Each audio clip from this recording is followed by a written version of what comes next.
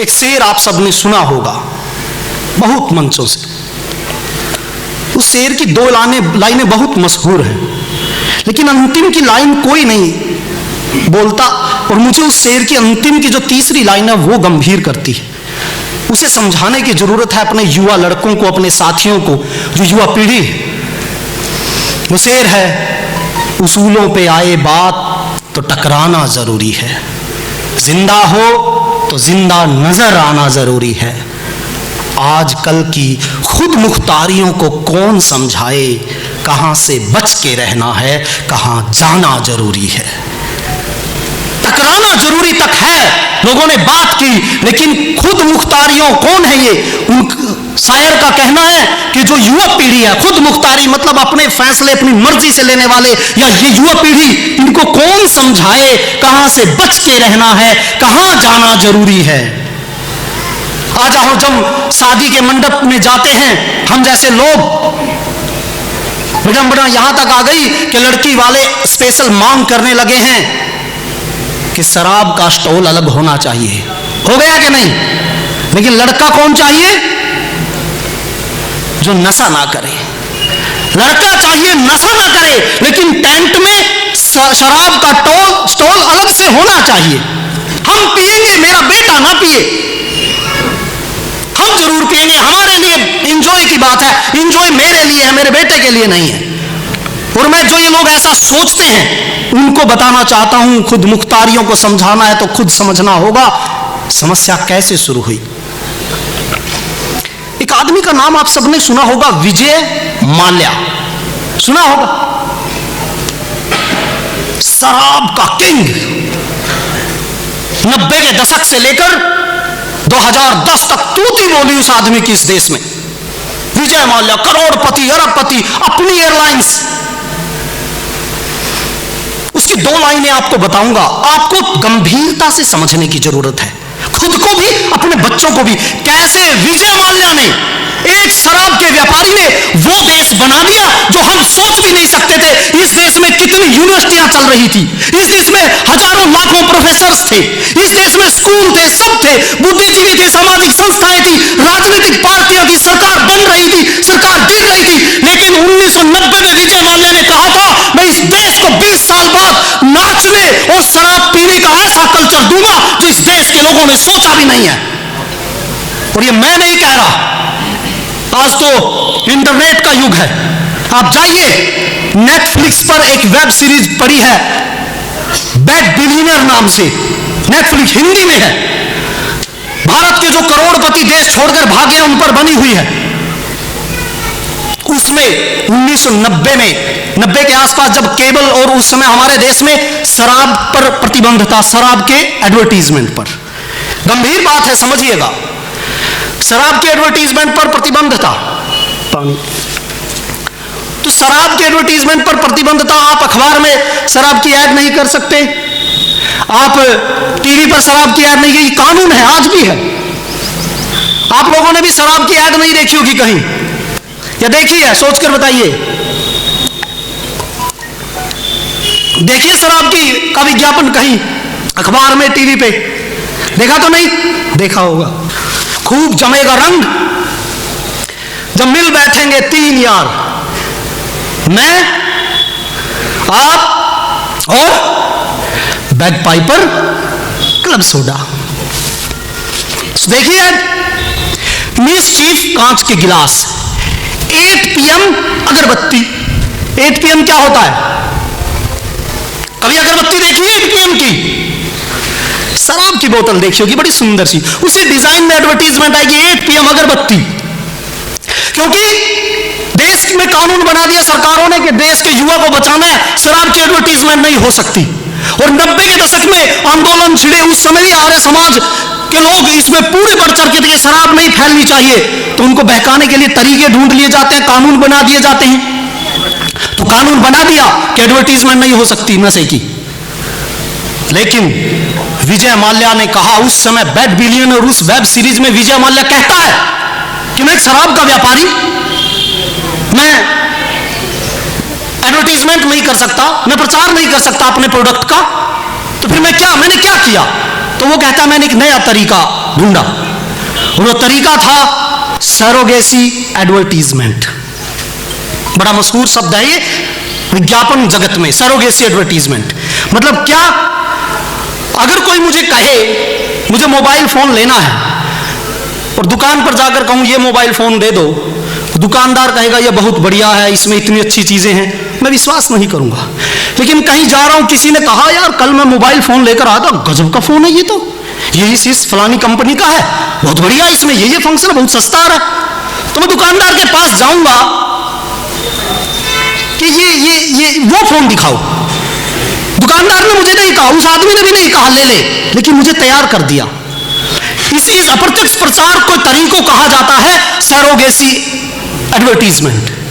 तो उस समय विजय माल्या ने कहा मुझे बियर बेचनी है देश में, तो मैं क्या करूं। उस समय उसने एक बहुत 90 के दशक में जिन्होंने वर्ल्ड कप देखा होगा, 1996 का क्रिकेट वर्ल्ड कप, क्रिकेट के शौकीन लोग जानते होंगे, एक बहुत मशहूर एडवर्टीजमेंट आई थी, हुला ला ला ला ले ले ओ। एशिया की सबसे ज्यादा देखी जाने वाली एडवर्टीजमेंट, और किस चीज की थी, किंगफिशर की। उसमें भी सोडा बेचा जा रहा था, लेकिन विजय माल्या कह रहा मैं एडवर्टीजमेंट सोडा की करूंगा, बेचूंगा बियर, बेचूंगा शराब, बोतल में सोडा दिखाऊंगा। भारत सरकार जब मैं अगर कहूंगा कि ये में बियर है तब पकड़ेगी, सोडा, वही लेबल, वही बोतल, वही तरीका, सोडा, और रंग जमेगा। सारे क्रिकेटर बोल रहे हैं तो क्यों ना बालक सीखेगा। और उस सरोगेसी एडवर्टीजमेंट पे उस समय विजय माल्या कहता है, मैं उस वेब सीरीज में उसकी बाइट है उस समय की, उसी समय की फुटेज लगा रखी है बनाने वालों ने, आप जाकर देख लीजिएगा इंटरनेट पर, नेटफ्लिक्स पर। वो कहता है अगले 20 साल में मैं इस देश को ऐसा कल्चर दूंगा नाचने और पीने का जो इस देश ने सोचा भी नहीं। बोलो सच बताओ, दे दिया कि नहीं, बना दिया कि वैसा देश नहीं। आज हम जैसे लोग अगर पीकर नहीं नाचने तो हम तो पुराने जमाने के माने जाते हैं। हमें कोई गिनता ही नहीं, शादी ब्याह में भी है, खा लेंगे रोटी चले जाएंगे। इंजॉयमेंट तो उनके लिए माना जाता है जो पीकर नाचते हैं, एक आध थप्पड़ मारते हैं, लात मारते हैं, एक आध तोड़ फोड़ करते हैं। हाँ, ये बात में दम है, ये है लड़का बढ़िया। और फिर जब अगली लड़की के लिए देखने जाएंगे, लड़का ऐसा ढूंढो जो खाता पीता ना हो। क्योंकि विजय माल्या ने यहां प्रहार किया, उस जीवन का स्तर बना दिया। हम मानसिक गुलाम कर दिए कि इसके बिना तो आप 2 कदम नहीं चल सकते। अगर राजनीति की बात होगी तो शराब के बिना शुरू नहीं हो सकती, और आप शराब बंद करने की बात करते हैं, कैसे राजनीति करोगे। लेकिन मैं कहता हूं, सूलों पे आए बाप तो टकराना जरूरी है, जिंदा हो तो जिंदा नजर आना जरूरी है। कुछ मिले मिले ना मिले, जहां सारी आवाजें चुप पड़ी हैं वहां हम आवाज उठाएंगे, परिणाम भले कुछ हो। हम लोगों तक पहुंचेंगे, हम लोगों को समझाएंगे। आपके घर में घुसा है कोई, आपके बच्चे को समझा रहा है कोई, आपको पता नहीं चल रहा आपके बच्चे को कहां ले जाया जा रहा है। और उसके बाद हुआ क्या जब विजय माल्या ने ऐसा किया, 90 के दशक के YouTube पर जाना और लिख देना सॉन्ग्स ऑन शराब, इतना ही लिखना है बस। और उसके बाद हुआ क्या जब विजय माल्या ने ऐसा किया, 90 के दशक के YouTube पर जाना और लिख देना सॉन्ग्स ऑन शराब, इतना ही लिखना है बस। और फिर देखेंगे आप 90 के दशक से क्या भयंकर प्रचार शुरू हुआ गानों का। मैं घर से निकल आया, बोतल भी उठा लाया, सुना होगा। झूम शराबी झूम बराबर, झूम शराबी झूम। आप गिनती भूल जाएंगे, इतने गाने 90 के दशक में शराब को लेकर बने, कोई रोकने वाला नहीं था। क्योंकि एडवर्टीजमेंट को रोका जा सकता है, सरोगेसी एडवर्टीजमेंट को नहीं रोका जा सकता। प्रचार किया गया, गाने यहां तक बने कि भारत के कानून में ऐसी दफा बना दी जाए जो न पिए शराब उसे सजा दी जाए। गाना है ये एक गायक का,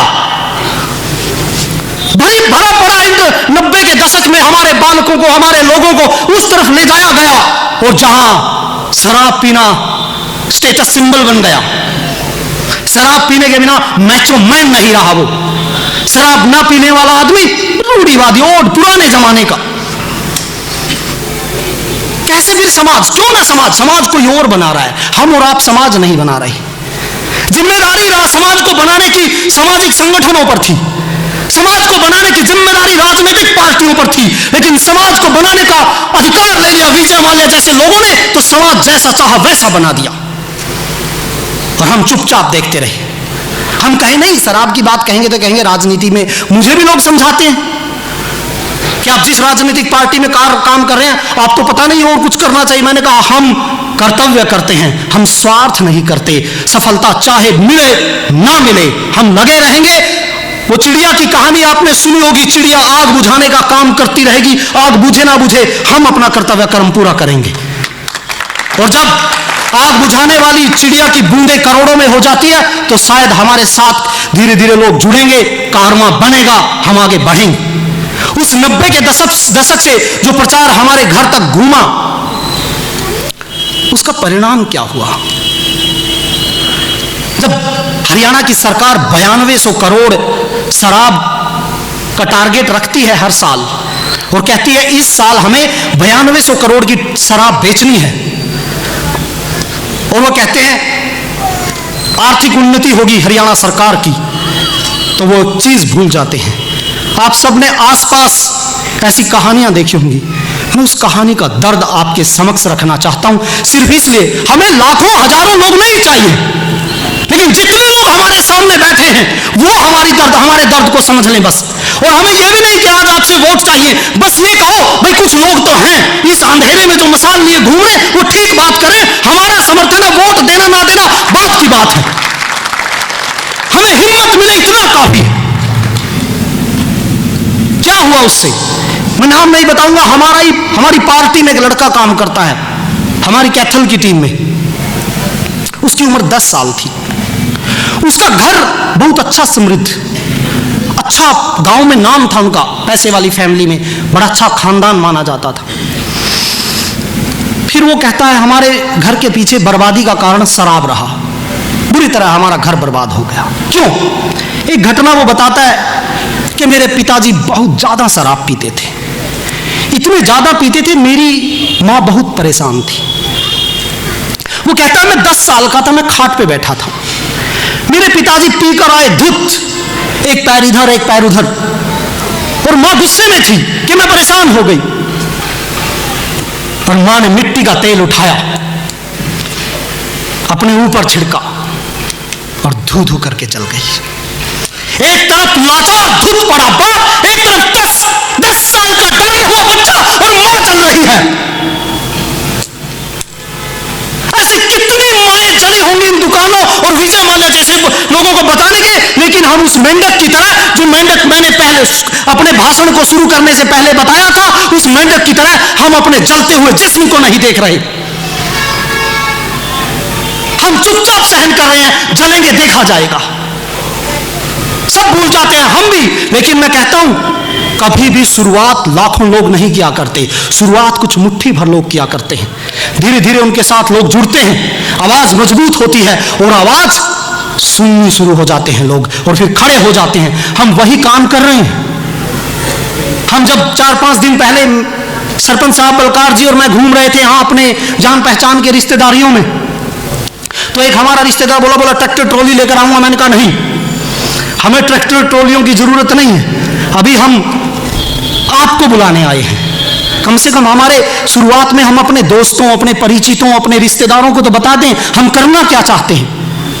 पहले आप तो सुने, अगर आपको ठीक लगेगी हमारे साथ खड़े हो जाना और फिर आगे बढ़ना, फिर देख लेंगे ट्रैक्टर ट्रॉली को भी।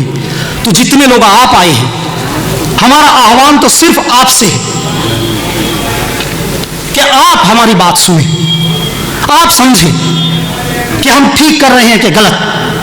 और विजय माल्या अभी चला गया, लेकिन एक परंपरा शुरू कर गया, उस परंपरा से डरिएगा। अगर आपके अंदर मेंढक की तरह कूदने की थोड़ी सी भी क्षमता बची है, कूद जाइए जलने से पहले। कहिए नहीं, मैं जलने को तैयार नहीं, नहीं तो जलने की स्थिति कहां तक आएगी आपको बताऊं मैं। नई जो डॉक्यू सीरीज आ रही है आजकल, तो डॉक्यू सीरीज का दौर है। डॉक्यूमेंट्रीज देखिए या सीरीज देखिए या फिल्म देखिए या गाने देखिए। अब शराब का प्रचार उस तरीके का नहीं है, दूसरे तरीके का है। अब शराब के प्रचार में लड़कियों को दिखाया जाता है, माताओं को दिखाया जाता है, महिलाओं को दिखाया जाता है, क्योंकि शराब कंपनियों ने सोच लिया है भारत का जो पुरुष वर्ग है वो 80% हमारा ग्राहक बन गया है, लेकिन महिलाएं अभी भी हमारे देश में पवित्र भाव की हैं। ये कैसे बची हुई हैं? करोड़ों कस्टमर हैं, इनको भी तो बेचना है। जब विदेशों में पीते हैं तो यहां क्यों नहीं पी सकती है? आज से 10 साल पहले मैंने इंडिया टुडे मैगजीन की एक खबर पढ़ी थी, उसमें लिखा था कि दिल्ली यूनिवर्सिटी में 40% लड़कियां डेली ड्रिंकर हैं, रोज पीती हैं। धीरे धीरे जो दिल्ली में 10 साल पहले होता था वो धीरे धीरे हमारे समाज तक आता है। और वो प्रचार कोई फाइनेंशियल इन्वेस्टमेंट करता है, फुल फंडिंग लगाई जाती है, हजारों करोड़ की फिल्में बनाई जाती हैं, गाने बनाए जाते हैं, टीवी वालों को दिया जाता है, न्यूज वालों को दिया जाता है, मैगजीन्स में विज्ञापन लगवाए जाते हैं और वो एक वातावरण खड़ा कर दिया जाता है। और फिर वातावरण अभी ऐसे खड़ा नहीं होगा, फिर खड़ा होगा। मुझे बताइए, समलैंगिकता के कानून के लिए किसी ने आवाज उठाई थी? बन गया कि नहीं? लिव इन रिलेशनशिप का कानून, बिना शादी के लड़का लड़की साथ रह सकते हैं, किसी ने आवाज उठाई थी? बन गया कि नहीं? शायद आगे कानून और बनेगा कुछ दिन बाद। अगर 10 वीडियो निकल जाए कुछ लड़कियों की कि हमें इस मांग की जरूरत है, हमें ये चीज चाहिए, क्या? इक्वालिटी, फ्रीडम, आजादी, समानता, तो फिर कानून लेकर आएगी शायद कोई सरकार हो, चाहे भाजपा हो, चाहे कांग्रेस हो, कोई और चलाता है, व्यापारी लोग। फिर एक कानून हो सकता है बने और उस कानून की आम धारणा हो कि महिलाओं को दिया गया समानता और फ्रीडम का अधिकार पुरुषों के बराबर। मैं तो कहता हूं होना भी चाहिए। जब हम शराब पीकर एंजॉय करना चाहते हैं तो हमारी माताएं क्यों ना करें? उनको भी करना चाहिए, उनको भी एंजॉय का अधिकार है। फिर आएगा वो कि अगर किसी महिला को, किसी लड़की को शराब पीने से रोका गया तो ये टोल फ्री नंबर है, इस पर फोन करो, पुलिस आएगी। आपने एक लड़की की समानता और उसकी आजादी के अधिकार को छीना है, आप नहीं रोक पाएंगे। अब लड़की गांव के लड़के के साथ भाग जाती है तो परिवार वाले डर जाते हैं कि नहीं? कुछ नहीं कर पाते क्योंकि कानूनन वैध है। फिर वो नई पीढ़ी की लड़कियां, मैं तो नहीं, मैं नहीं, मुझसे नहीं होगा, मेरी बेटी 20 साल बाद मेरे सामने शराब पिए, जिंदा रहना मुश्किल हो जाएगा। कोशिश करेंगे बच्चों को वैसा बनाएं और कोशिश करेंगे समाज को वैसा बनाएं। और आप जैसे लोग हमारे साथ खड़े हो, हजारों लोग हमारे साथ खड़े हो और पॉलिसी वो बनाई जाए जो मेरे घर के लिए जरूरी है, जहां संस्कार हो, परिवार हो, भाईचारा हो, अच्छा समाज हो, उस वैसी पॉलिसियां बनाने के लिए हम प्रयास करेंगे। लेकिन सहयोग आप लोगों का चाहिएगा, नहीं तो वो दिन दूर नहीं जब आपकी बेटी आपके सामने कहेगी और उसे लगता होगा वो फ्रीडम कर रही है, लेकिन उसे नहीं पता होगा वो परिवार का कत्ल कर रही है। और परिवार उसमें शामिल होगा क्योंकि परिवार ने खुद उन नियमों को नहीं माना। परिवार जब शराब की स्टॉल लगवाता है टेंट में तो उसने नहीं सोचा 20 साल बाद ये चीज आएगी। उसे लगा जितना मैं चाहता हूं उतना ही होगा, उससे ज्यादा नहीं होगा। ये बताइए, जो मैंने बात रखी आप लोग इसे गलत मानते हैं कि ठीक? आपका समर्थन मिलेगा हमें? ये तो नहीं कहोगे छोटी सी पार्टी है, ये तो नहीं कहोगे छोटी सी पार्टी है, कोई लीडर नहीं इनका बड़ा, यही होता ना। कहो हम सर्विस पार्टी से, किसकी पार्टी है? चौटाला की? ना जी। भूपेंद्र सिंह हुड्डा की? ना जी। नरेंद्र मोदी? कौन है हमारा लीडर? हमारा लीडर पता कौन है? आपके बीच से निकले हुए जो लोग हमारे साथ खड़े होंगे वो हमारे लीडर होंगे बस।